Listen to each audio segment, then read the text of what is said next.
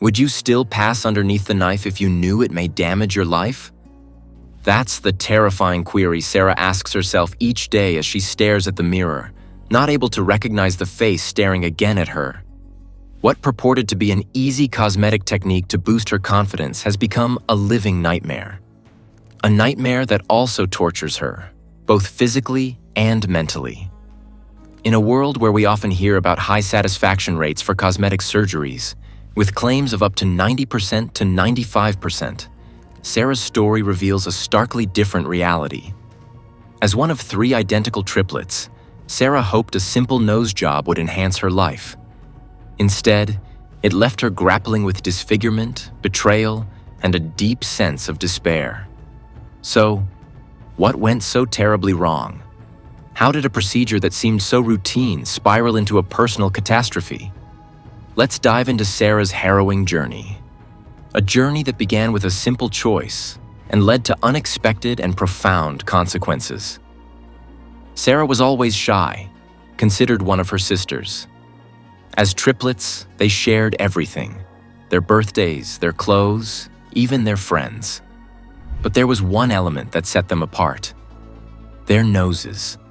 While her sisters had perfectly symmetrical profiles, Sarah's nose had a prominent dorsal hump.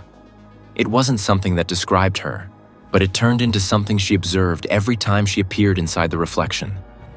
Over time, it eroded her self-esteem, making her feel like the odd one out, even among her straight siblings.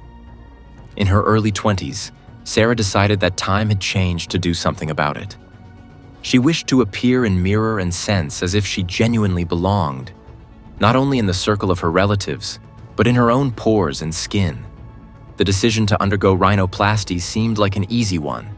After all, it became an uncommon method, and people were getting nose jobs all the time without any problems. So when Sarah noticed a billboard advertising celebrity cosmetic practitioner Dr. Nassif, she thought, was fate. Dr. Nassif's smiling face on the billboard promised perfection. The ad touted him as one of the greatest in the business, with countless successful surgeries under his belt. The fee was aggressive, the critique was glowing, and Sarah felt it became the solution she was looking forward to. Without much hesitation, she made an appointment for a consultation. The consultation day was full of excitement and nerves. Dr. Nassif became fascinating and confident, just what Sarah needed to ease her anxiety. He defined that the surgery can be complicated due to more than one problem to be solved: removing the dorsal hump, solving her deviated septum, the last deformity of the open roof, and raising the drooping tip of the nose. But he trusted her that he had regularly performed similar surgeries before and that she was in safe hands. Sarah was so eager to move forward that she didn't stop to analyze Dr. Nassif beyond what she saw on the billboard. She did not request a second evaluation or intensively check his credentials. She was satisfied, using his words, his confidence, and the glossy advertising, that it had turned into the right decision. But what Sarah didn't know was that the billboard with its larger-than-life promises had turned into a red flag.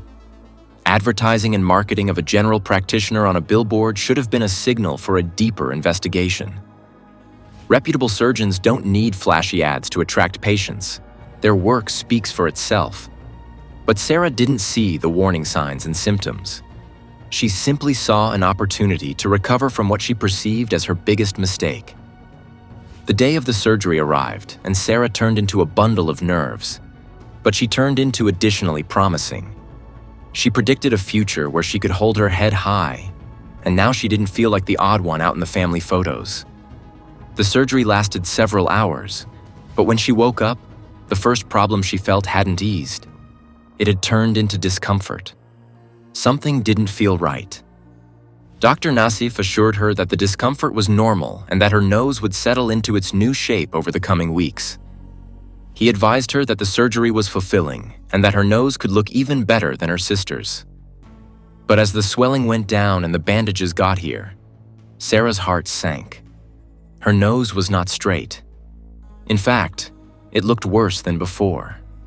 The dorsal hump had changed, but there was a misshapen, uneven structure in its area that made her face look asymmetrical.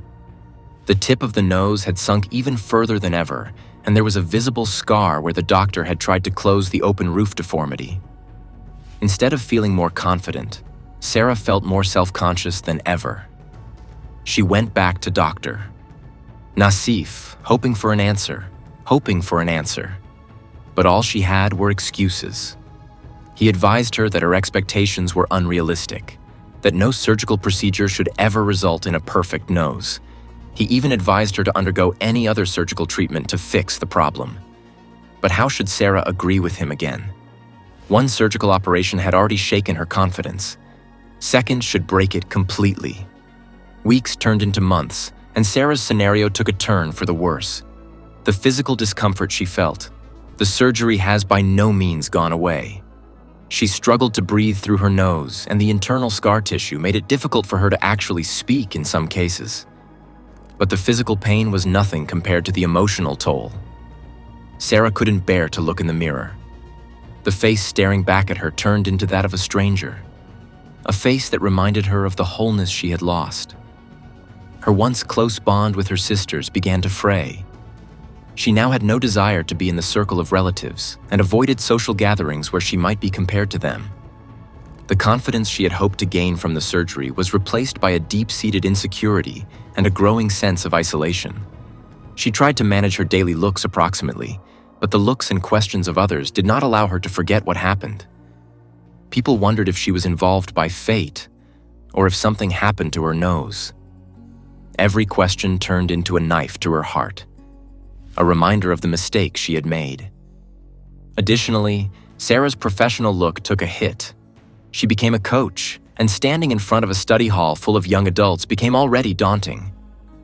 Now, along with her altered appearance, she felt like a spectacle.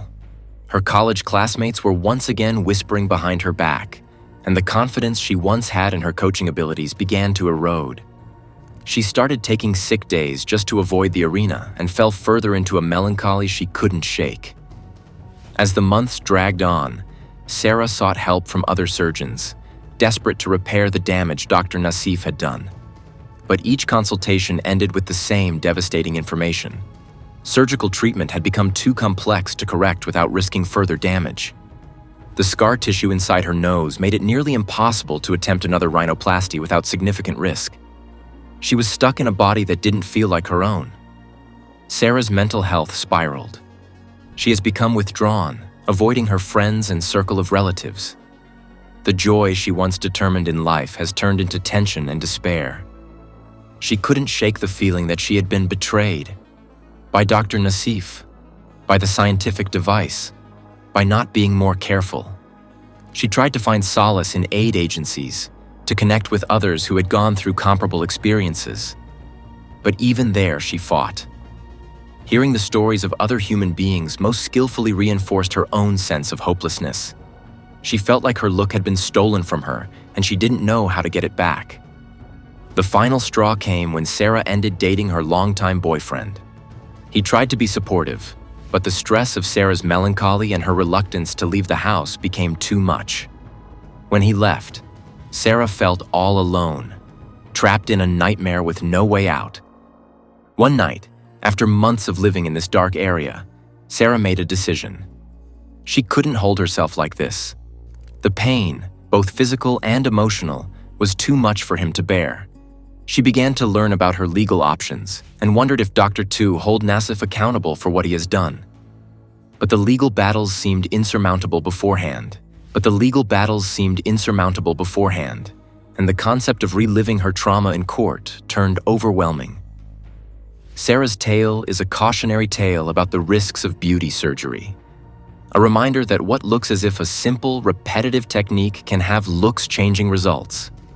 It's smooth to get caught up in promises of perfection, particularly in an international in which we're continuously bombarded with pics of perfect splendor. But the truth is a bit more complicated and in some cases even more dangerous at a certain distance. Cosmetic surgery isn't always just about changing your appearance. It's about changing the clothes of who you are. And even if it goes wrong, the impact can be devastating. Sarah's look will never be the same. The man or woman they were before the surgery is gone. changed with the help of someone who is nevertheless trying to discover her ways in a global world that feels foreign and hostile. When you think of cosmetic surgery, remember Sarah's story. Remember the danger, the ability of things to move incorrectly.